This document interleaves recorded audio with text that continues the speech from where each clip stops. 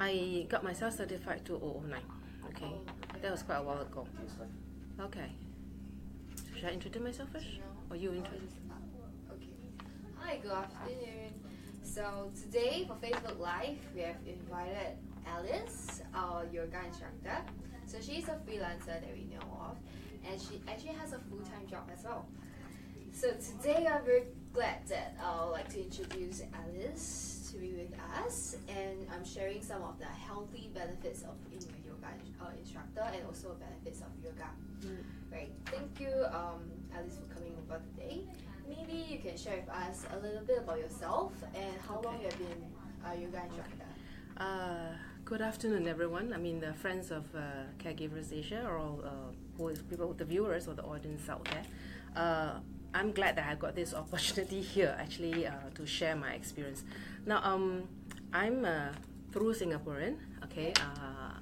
Born here, study here, work here first. Okay, but I have been staying away from Singapore for almost 14 years.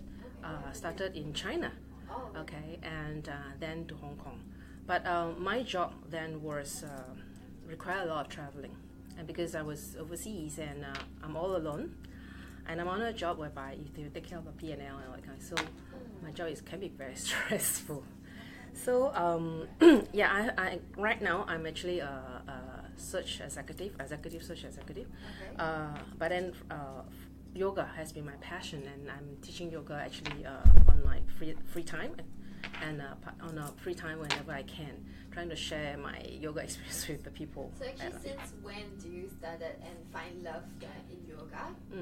Okay, I was certified in year 2009 in Hong Kong, but I get to know yoga, I would say in year 2001, perhaps. There's even a few years before the 2009.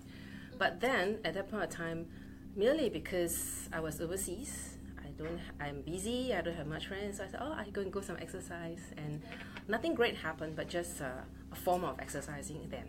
Okay. And it started getting a bit serious, or maybe yoga become my escape path. Then was because my job is very taxing, a lot of stress. I was into a period of thyroid disorder for a period of time, and then there's something in your medication, and I want to find relax. So yoga become a way of escaping from my work, getting to relax and things like that. So that actually changed your life. Yes. So I think if you start practicing yoga, can start as early as year 2001. Okay. But my getting serious is only several years later, when something happened to my health and things like that, then it gets started. But certified as a yoga instructor was 2009, and as an instructor. But teaching is not an immediate thing, seriously. How long was that after you have learned yoga yourself, and then how long did it take? I would say the course that I embarked on then in Hong Kong, is other than theory, everything, we practice teaching also during the course. Once I get certified, I have to assist in some yoga classes. Assist as in the instructor, then we help people to do adjustments and things like that. Then I given some chance to lead some basic classes, and then that's it, then you get certified, and then that's be it. But after graduation from being a certified instructor, very much is like we feel that we want to teach, but we're nobody. No, you are an instructor, but we don't. I'm a foreigner on the Hong Kong land anyway. I cannot teach at any studio. It's just like if you're on an EP in Singapore, you cannot do a part-time job. Okay. Yeah. So what happened was I kind of like partner another fellow yoga instructor. She wants to go into full-time teaching while I'm working on another job. So we started saying that, okay, let's get together, create our own yoga community. Okay. And I actually went to book a studio like once a week in Hong Kong, and then I start creating my own yoga community, inviting friends in to do free lessons first at the beginning, to ask them to experience our teaching. You see, when you want to teach, there's a fear. It's not about anyone, you can. It's not about you do it, people follow. You need to instruct people into certain asanas or postures, how to get out of it, what's the thing to look out for, and things like that. All this need practice. So back then, how many students or how many people actually I think the attended to first, your class? other than the initial friends that comes in, then we start charging and things like that, because we need to pay the studio actually. We have a couple of months. We have days where there's no students come in. Oh, okay. It's just like friends and referrals. Some of them they refer, and we have no students. Then what we do is, okay, two of us, let's practice together. You teach, I am the student. I teach, you are the student. That kind of stuff. But I think gradually through friends, and then I started to also target a different community, not the Hong Konger group, maybe the expat, which I have a certain advantage. Okay. And that's how I started. So that's when we started to so-called really getting into teaching, and ever since then, it's really a journey of learn to teach, teach to learn. Okay. Because each time when you meet different students, the body is different, the expectation is different, everything is different. So we also get to know them, and then I also learn from them as well. Yeah. So what are the age group that you teach usually? Okay. Teenagers or? No, not teenagers. Basically, I think even ever since the early days of teaching, mostly are working adults. Okay. Working adults. If my fellow friend groups are most of them are in the late 30s, 40s, and then when I came back to Singapore, some friends, my student will refer me to some people here, and then I get to the mature group as well. Right now, I'm actually a PA trainer, and I only teach at resident community, which is RCs, resident places. And because it's resident community, so I think people who live around the area, I will have people who are housewives, people who are working mothers, people who maybe retire, and then they just come by to just get a session, an hour or so with me. Okay. So how about mothers that are pregnant, still pregnant? Are they able to practice yoga? Yes, but my understanding is you can't practice after the first 3 months, of course. Once you're stable, and then I think you need to get some medical advice from your doctors to see whether is it safe to do so, because everybody's pregnancy are very different. So the safe part is after the first 3 months, and then after you practice. And then when you practice, it's not all yoga is suitable. Okay. There is such thing as prenatal yoga for you and things like that. For example, I know what to teach, what not to teach for a pregnant lady, but I'm not certified as a prenatal yoga teacher. Okay. Yeah. So I do have students who practice with me for a while and then telling me that they're pregnant, cannot come. I mean, so you can't. They have to stop until And I will introduce them to some other courses, and then of course, but then because they practice for a while, they know walking is good, practice breathing, and then go for the courses and things like that. So are you able to teach them about maybe breathing techniques? Yes, yeah. But definitely will not be in the generic class. First, to be fair to the other fellow students, if you focus on this lady and then they are not pregnant, you cannot treat them like pregnant ladies. Yeah. So to be fair to everybody, so the first thing, you have to know yourself, okay, your situations. Definitely have to be after 3 months. Then get advice from your doctors, and then go to classes that is suitable for pregnant ladies. Yeah. Sure. So I believe there are also first timers who come and attend to your class, right? So is it difficult for them to actually pick up yoga for a start? Yes and no. Yes, as in first timer, getting themselves make the first move to be on the mat is already a challenge. Okay. All right, but then making the effort to go onto the mat, then the next thing is as an instructor or people who join, I would definitely advise them to be a bit patient with themselves and enjoy every moment on the mat. Okay. Yeah. So for those who actually just tune in with us, we are actually with our yoga instructor, Alice. So she's now sharing with us more about the yoga tips and how is it like with some benefits about yoga. Yeah.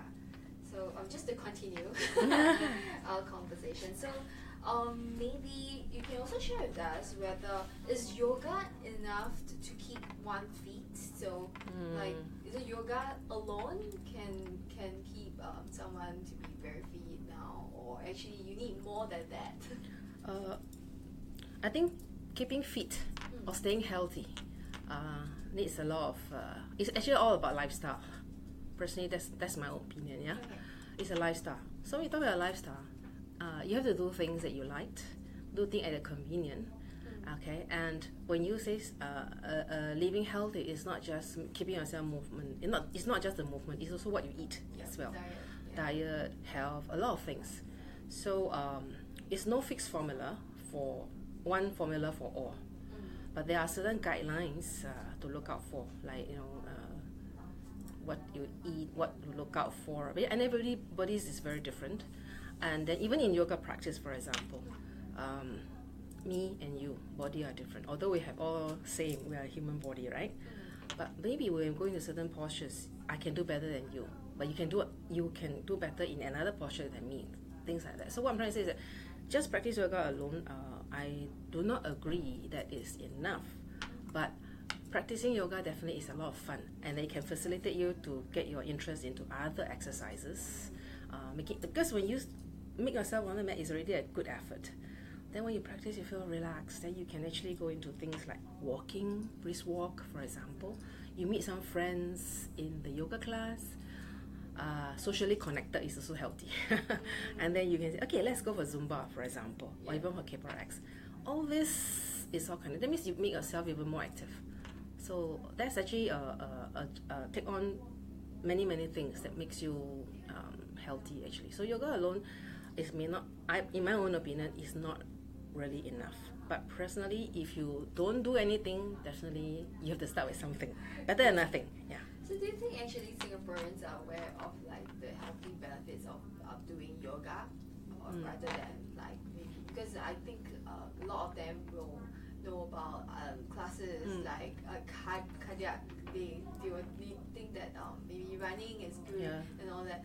And so people might think that yoga is just to improve my posture and flexibility and not like cardio exercise. So what would you say to Singaporeans, like how can yoga help them in terms of health benefits? I think for most of the Singaporeans right now, they know staying healthy is important. I think our government have done a lot of good efforts. PA especially, they've done a lot of good efforts, bringing the awareness. Say, hey, stay active. What is SG? What you call SG active? Active SG. Yeah. So all those things is actually the awareness is there, but how many actually come to stay active is another aspect of it. Then we talk about yoga. I think yoga to a lot of people will feel that very slow, very boring, low impact. I don't perspire. I'd rather go running. I'd rather go for Zumba. A lot of things. So, but I guess if you go to a class where they have a lot of people in the class, then perhaps they may not have what I call opportunity to explain to you more. But I think that is one thing. But they may not be given the opportunity to experience what benefits of yoga they can actually achieve. First is when you embark on a practice, you need some time. You can't get any benefit from one lesson. 2 lessons, okay. 3 lessons, maybe something is kicking in. 4 and 5, because this is something you will take time. Your body need time to react anyway. It's not about today I can run 10 click. You train your body. So it's the same thing for yoga. If you have to start something, practice it with patience. And patience actually is one of the benefits that you gain from yoga. Alright? Knowing yourself, knowing your body, let your body react to the situation is another benefit of yoga as well. So all those things, just like any other exercise. Today I cannot just play, give me a volleyball I hit, right? You need training. So same thing, yoga also train, but you train yourself. A lot of things come from practice. So practice patience, practice turning inwards, practice breathing, a lot of things. So people may even why should I learn how to breathe? Because I'm a living human being, I'm breathing. But sad to say that actually in Singapore, there are a lot of people have shallow breathing because we are very anxious with our work, we have pressure, we run here and there, we get angry when MRT runs down. Right? So all these things, is like, this is part and parcel of life. How are we going to react to it? If you get very hot temper and all that kind of thing. So I think yoga has got some way. There's something that you can play in this kind of situation to calm you down or whatsoever. Or not people do it on you. You practice it yourself. It's coming from yourself. So you don't change your environment, but you change yourself to suit the environment actually. And breathing techniques actually help you to calm yourself when you get very angsty, right? Yes, I mean, if you think of it, if you go to a meeting that you are very nervous, sometimes you say, deep breathing, take a deep breath. Like today, I'm very nervous sitting here, right? I said, okay, practice my yoga, take a deep breathing, and then say myself calm. So the same thing when you are very anxious, when you get on stage to perform, take a deep breath, and then stay focused. Yeah, another aspects of yoga. Stay focused. It actually helps you in mentally. Correct. Mental preparations as well. Right. Yes. Okay. Do you need actually a lot of time to perform the yoga? If you regard it as an exercise, then I think it can be as little as 10-15 minutes. Okay? 10-15 minutes is sufficient for... No, not sufficient. I said if you take it as an exercise, then 10-15 minutes is possible. If you see a lot of YouTube now, 7 minutes lose weight, 7 minutes for a belly. That's what I saw. So I was like thinking whether are those actually good enough? Okay, the fundamental point right now here is they tell us 7 minutes. Do you do it 7 minutes every day? If you do 7 minutes once a week, 7 minutes once a month, it doesn't give you anything. So if you say you do need a lot of time to practice, I think if you take it as an exercise, any exercise need you to spare a little bit of time. How much time you need to gauge yourself? Let's say in a week, 7 days a day. Other than minusing your sleeping, let's say you sleep 8 hours, you have 16 hours to work on, minus the traveling time, you're working 8 hours, how much time you left? Okay, so if you pick 1 hour from these 5-7 days, is it a lot? It's not a lot. Yeah? But then if you say, okay, I don't have 1 hour like this, then you split it into 4 days. Is it a lot in a day? Not really. So answer to that question is, do you need a lot of time? Actually, you may not need to, but it depends on how you allocate that time into your lifestyle. Again, I think if you take it as an exercise, this is it. Then on the other aspects, if you take it as yoga as a lifestyle, then it should be something that as easy as eating your meal.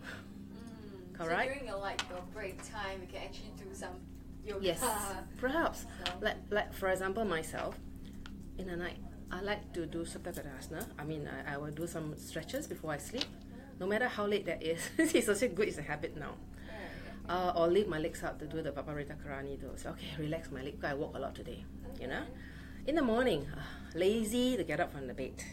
Raining season, it's good to laze around. So okay, just tuck your knees, go for your back, turn left and turn right, that kind of stuff. Then when you get up, if you want, you just practice some breathing. If not, you can do a sun salutation.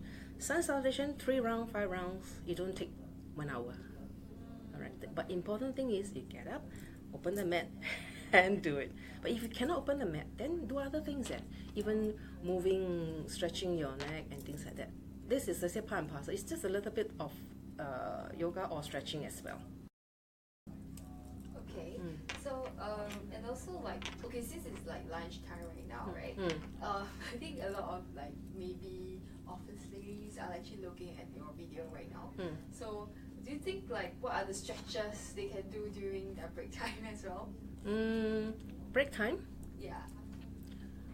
Perhaps.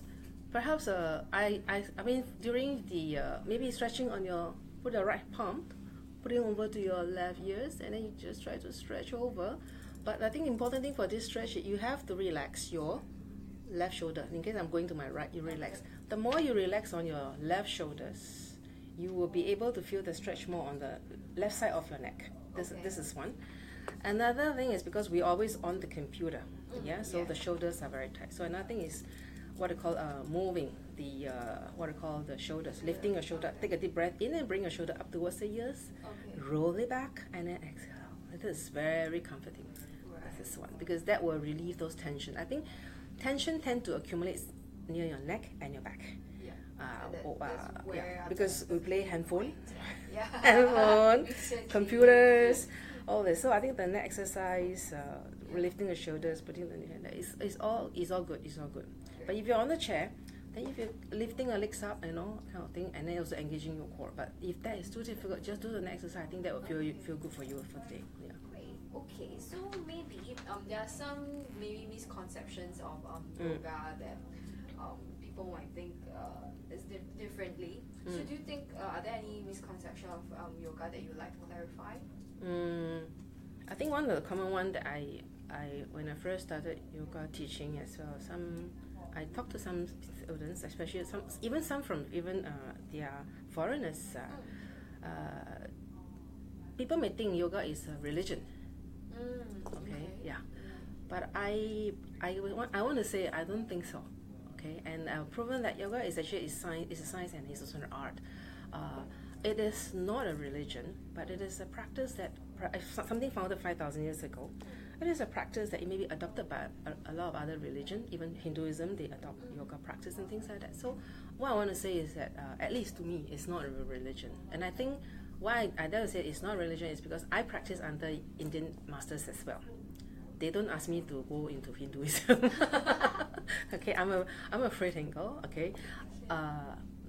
I mean, there's faith in you, that faith of yourself that you're practicing something for your good, your lifestyle, your health, and things like that. So it's not so much on the religion, right?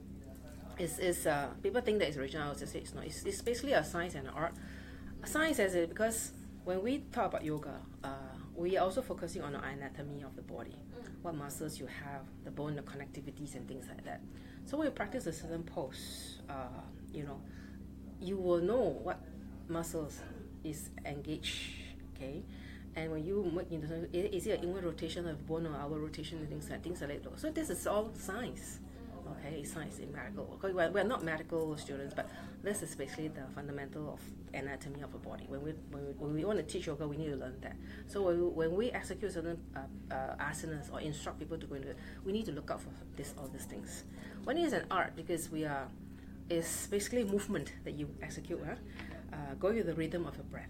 And of course, if you have yoga music, chanting, people may think, chanting this and that, but chanting can be also music. You just listen to sound therapy, if you heard of them, music therapy, all these things are coming in as well. So are they religion? They are not religion, but they incorporate it into this practice to make you enjoy more. That's all I can say. Basically, you're following the rhythm of the music, and then first I think it's your own breath first. Then if you have music, that'd be good. If you don't have music, then basically you just practice. But I think in India, that's my master told me, they don't have the luxury of nice studios. They don't have the luxury of nice yoga outfit. They may not have music, but they may have the drums and things. But drum beats and that is also part of the sound. So it's basically listen to your own breath, and then you move your movement according to the rhythm of your breath. That was it. Yeah. Sure. I think another conception I would like to share is yoga, is it for losing weight? Yeah. Some people come when you first time to come, can you help me to lose weight or not? My answer to it is that no, definitely a no first. But if you being diligent and practice consistently, it definitely indirectly will help you in some ways. Will it tone your muscle? Definitely. This is tone the muscles, tone the muscle. If you calm yourself down, actually your body is more relaxed. You can do more things. When you are able to put yourself into a good state, that means you have more energy to do other things. Okay, so all this is all correlated actually to a certain extent. Yeah, it's all correlated. Yeah. Okay, so hi guys. So now we are still with Alice, our yoga instructor, and we have now entered to our Q&A session. So let's see who are the ones that have questions on. Okay, we have the questions, and they're asking if it's suitable for children to help with posture and stress on the body. There are also yoga for kids as well, kids yoga. But I want to say for kids yoga, what my understanding is that it's totally a different type of yoga altogether. Because kids are very active, kids needs a lot of attention. So your class has to make it very fun. This is one, okay? So that's why there are classes called kids yoga. So that is another type of teaching, yeah? Then answer that question about postures and things like that, right? I would say yes, definitely. I can raise an example. For example, yeah, in Hong Kong, I have one 23-year-old boy, I would say. He's not really kids, but what I'm trying to say is because some habit that he developed from his teenager. Because in Hong Kong, the houses are very small, right? So when you have a bed there, the computer table is there. So when the computer table is near to the bed, you lift up your legs and you bend yourself forward and you work on the computers. So gradually, she's bending himself forward. So when he come to my class, he will say, I want to try my class. So he come to class. He got a hard time sitting tall and straight. Because if you ask him to sit straight, he will perspire. No, actually it's a very easy pose, right? Sitting, putting your legs forward, okay, and then just sit tall. But he has got a problem. Yeah, he's already used forward, okay. And I think for kids, I would advise also for parents, actually for kids, actually must be aware, of get to know them. If they're grown up, the tables and chair, look at it. If you have to change, you have to change. If they're kids, very forward. If they're grown up already, change the table, change the chair. This one will help in their postures, even before you go to yoga class. Right. Okay. So another question actually from Elaine is to share benefits of yoga for children. I think you have touched on that, right? So another question from Letitia is what's the best timing to do yoga? Okay. Actually, morning is a good time. Okay. But morning, I think most of us is always rushing. Okay. Yeah. Then evening is a good time. But evening, okay. From my personal experience, when we practice yoga, there are also very powerful yoga practice like Ashtanga and things like that, right? Normally, when we do powerful yoga session in the night session, we don't advise to go for very vigorous exercise. So it's not powerful practice. The reason because they are worried that your mind gets so active that you have hard time sleeping. Okay, so if you really go for this kind of classes, then morning is also possible. Even lunchtime, people practice as well. But then lunchtime, the concern is that don't eat when you go on. Too full. Yeah, so you have to adjust because normally yoga class before you go on, try not to go into a very full stomach. Okay. Because breathing, and then you may need to use your core and things like that. Not so much anything, but you may feel uncomfortable. So morning, lunchtime, even evening is. Can you eat after your yoga You can. So is it advisable for But you I to don't eat think first, or you can eat about 2 hours before class or eat light. Eat light. and then after yoga session, Yes. another light meal. Yeah. Okay. But I think most of them will try not to say, okay, I would really eat very light and then try not to have things after that. So actually that's individual. So I would say no best time. No best time actually. It really depends on what is best for you. Can I say that? Because So listen to your body. listen to your own timing because your schedule. If you every day is so busy, every night you have to attend to your children, you cannot practice in the night. Then maybe weekend is one of the possible time, right? And then every morning you're rushing things out already. You're always, rushing. Your workplace is very far away. I don't think you're already very late. You don't have to wake up early to practice yoga. Then again, that may not be a good time. Lunchtime is it good? Another thing because after perspire, can you shower? Can you do that or not? All these things. So I think it's get the time that you're more comfortable with, okay, for yourself because your lifestyle have to fit in as well. Okay. So just now we were touching on to the issue of Yes. can yoga help to lose weight, right? So there's a question from Yuka. She's asking if what's the difference between yoga and Pilates because she knows that Pilates can help in losing weight.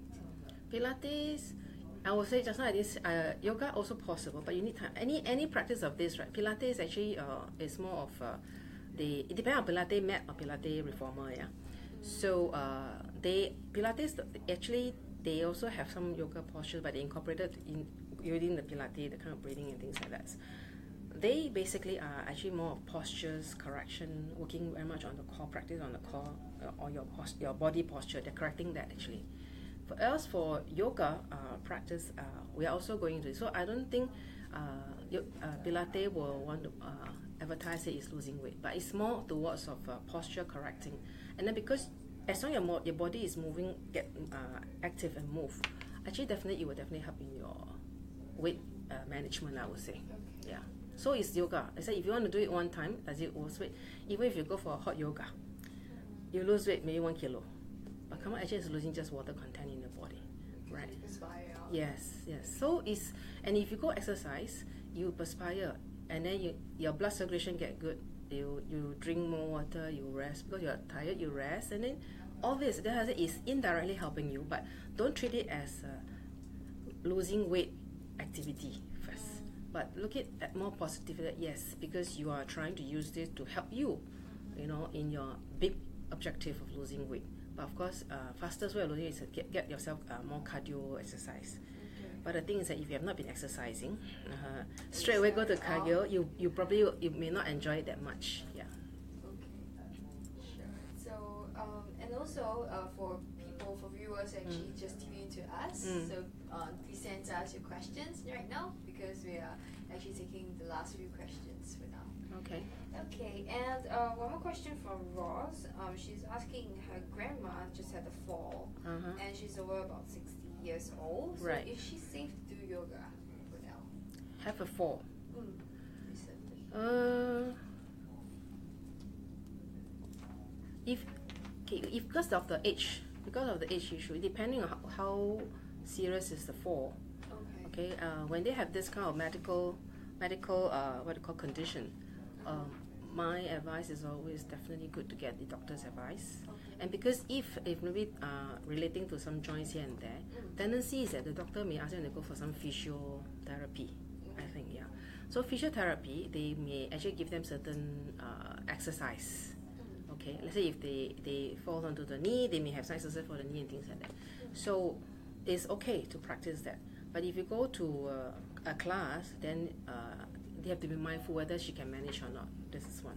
Okay. And I think back to that question, when you have a fall and therapists tell you to do certain exercise, please do it diligently. Okay. Because seeking therapies help. It's not about seeing the person then it help you. Yeah. They see you already, they tell you what to do. You have to do it very diligently, perhaps doing it as often as you can on those exercises. Then each time when you visit them, you see some improvement. I think if that's the fall related, I believe when the fall happened, then they will probably give you some So kind you of. advise them to actually go back to a physio first? No, they'll see the doctor and then see what the doctor asks them to do. But I'm saying that most time, if it's a fall that affects certain movements, right? Yeah. Some doctors may advise them to go to physio, and physio tell them to do certain exercise. Okay. And then those exercise, I would encourage them to do it diligently. Okay, don't just turn to yoga straight away. Yeah, Okay. because you get that settled, or rather recover well first, and then you go into Because sometimes when you cure already, then you want to practice yoga to gain some more strength or gain back the mobility even stronger, perhaps. But I guess it's when you have a certain problem, then settle the problem first. Okay. Yeah. Sure, so that actually goes for the next question from Shaw. So he actually had a friend's mom who has Parkinson.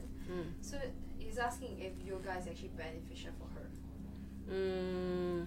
I've never treated any students in this kind of condition. Okay. So, but I think from my experience of elderly people, when they want to practice yoga, is basically they trying to regain certain mobility, whether they are wheelchair bound or maybe not so good movement. All this any simple mobility, with yoga mobility will actually help them in some way. And because the focus on what we call breathing and things like that definitely is beneficial for them. Okay, sure. And another question from Tracy. She says that she's not flexible. Can she still do yoga if she's not flexible? It is a common question, a common fear, and that hold a lot of people back, I would say. Now, actually, we are all born flexible as a baby. Okay. Yeah. If you all got kids, you think, oh, maybe if you just put legs back and sit, they just sit, no problem. But I think as we grow, our body accustomed to certain, because our way of life, the way we sit, the way we walk, the way we exercise or whatsoever, we have more our body into certain kind of shape or kind of habit. Then we become not flexible. Okay, but of course there's some people who are born flexible. Okay, but Yeah. I'm one who is not flexible too. Okay, and I want to share this is because I don't learn yoga when I'm 4. I get myself into yoga when I'm late 30s, almost 40. So I I've been through a lot as well. When I see people putting the legs up, holding onto the toe straight, how come I can't do? Not that my legs are shorter or my hands are shorter. Somehow or other, is something. You will feel that. But I guess through practice, I think now, of course, it's a different situation right now for me. But to answer that question, because you're not flexible, so not because you don't practice yoga, but it's because your body already get into that stage. So any form of exercise, including yoga, definitely will help you into breaking that portion, breaking that inflexibility of you. That will definitely bring you some benefits along the way. Yeah, true. Yeah. Yes. Okay, so getting on to the last question from Marcus. He's asking whether you have any inspiring stories of yoga that you would like to share. Okay, I share my personal story first. Okay, just now I mentioned that I don't learn yoga when I'm 4 years old. Yeah. I started yoga when I'm into a mature age, and I think first I enter into yoga is when a time when I'm working overseas, especially when I'm going through I have a lot of extensive travel during my work. Then a lot of travel, a lot of pressure, a lot of stress. Okay, and I come to a point where I had this sleeping problems. So and not enough exercise and things like that. So when I somebody tell me, say, why don't you try yoga and things like that? I said, okay. Inflexibility, all this thing comes into picture, of course, because although I like exercise, I love to exercise, but I'm not good at exercising. So give it a try, and then I have my first experience on the mat. It's a basic class that I went through, and it actually put your body into moving areas where you never think you would do it. Okay, and I think the best part of it is the savasana time at the end of the class. You totally doze off. I mean, it may be a short 1 minute or so. It do wonders to the body. I think that's how I started my yoga practice, and that is actually the first acquaintance. But I seriously get into yoga practice is really my health got into some problems. I've got some rashes along the way and things like that. It's all caused by stress actually. So then I think looking at it, I wanted to deepen my practice of yoga. I embarked on the teacher training course, and you learn a lot more things than just showing the postures or the asanas. Learning about the origin of it, the anatomy of our body, learn ourselves more, and then I start to change. So I would say yoga has actually become a platform for me to change my lifestyle to the better. I do say to the better in the sense that I start to know more about myself, what I should do and what I should not do. Okay, not sleeping may be good for the work, but it may not be good for my body. You can stress, like one saying is that you can get worry, but worry will not solve any problem. It only steal away the peace that you have today. Okay, so with all this thing, I think for my part is because of health reason, I would say that I start to get into yoga, and I think I start to enjoy more because I like the zen part of the yoga, like wow, puts you to peace and that kind of thing. Breathe well, and of course, over the period of time, you can get to know more friends. I mean, socially connected is also good actually. So I would say my case is because of health reasons, okay, that I embark on yoga, and then because of yoga, I relook at my work and how I want to live my life. I actually changed my job. Your lifestyle. My style, not changing lifestyle, yes, and then changing my job. I would say I decided not to do. I quit a job when I'm on for 7 years and stay put in Hong Kong to complete my yoga course, and of course to stay put there to heal my health. So I would say my story is I gained my health, but I lost a lot of things along the way because I'm losing the traveling. Maybe you get more from the income or whatsoever. There's a lot of other things that goes along with. I lost that, but I think the most important thing is I gain my health, and I gain a different perceptions about how I want to live. And when I say change my lifestyle, it's also how I approach things. I think I'm stay positive. It's always a practice. Okay, you have a positive mind, you have a positive energy, you can influence a lot of things positively around you. So that is my personal thing, right? So when I came back in 2013, second half of 2013, I've been practicing yoga for a while, right? My friends know, my close friends know, my sister as well, but they are in Singapore. They are not the exercise type. But when I came back, I started my class. I bring them in, hey, come join me. I started some classes here and there. So I want to say this part is very inspiring is because I managed to inspire them to start with some yoga. Then from yoga, they go and take on some other activities, okay, about arts, qigong or whatsoever. So that the lifestyle become active.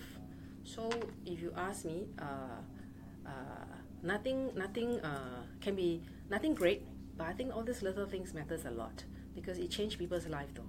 It changed people. I changed mine, and indirectly I'm helping people around me, my loved ones, to change as well. And then in their way, started with me, but they evolve into their own way. And I think my sister also doing some fitness instructor right now, which is amazing, right? Someone who never exercised. You should see it before and after. And then because he's in graphic designing, she work late. She work late, and staying out late may not be that great, right? But at least you do exercise. Or all the backache, neck ache, all this is getting away because you move. So when you move, your body react. Blood circulation better, you breathe better. All those aching can actually, over time, maybe disappear if it's not less. If not disappear, at least it get less right now. And because you exercise, for me, gradually it changed my diet too. I'm not a vegetarian, but I don't eat a lot of meat. I don't eat red meat to a certain extent. Yeah. So not that because yoga don't want me to eat. No, I guess it's because I don't know. I can't explain. It's gradually come to a point where it's we go for vegetable, full, high fiber and things like that. It just kicked in. I can't remember when, but it just kicked in. So to me, it's so wonderful actually because. My parents are also old, and then one down with a stroke in year 2000, and then because of diet, I think Singaporeans love food. I'm born in that kind of environment. We love food. We eat whatever food, nice food are always not healthy. So my dad also went into some problem in 2012. That's the reason why I'm back in Singapore. Both of them are I would say typical Singaporean parents. We have good food. They are always worried that the kids or their guests got not enough food, so we prepare a lot of good food. So I guess in yoga, I also turn into a bit more mindful what I eat, how I prepare my food, okay, and conscious. I be a bit more conscious about a lot of things around me. Maybe to me it's good, but to people say, oh, you're very problematic. This one cannot, that one cannot. Not that cannot, but the thing is that you just have to be mindful. So can you take Coke? I don't. So it's like a proper meal, a healthy diet, and coupled with yoga sessions is actually good. Yeah. So you say, do I take McDonald's? I said, yeah, I do take McDonald's as well because my students say, you take McDonald's. It's not a sin taking McDonald's, right? I mean, I'm also a human being. I will do McDonald's, but the thing is that I don't do it every day. Yeah. Once in a while, everybody go for fun, right? So yes. Okay, thank you very much. We've come to the end of our Facebook Live. Oh, okay. And we would like to thank Alice for coming today, and of fans who are viewing today as well. So to find out more about Alice, you can log on to her profile actually at www.caregiverasia.com website and find the profile there. All right, thank you. All right, thank you. Thanks. Very much. Bye. Bye.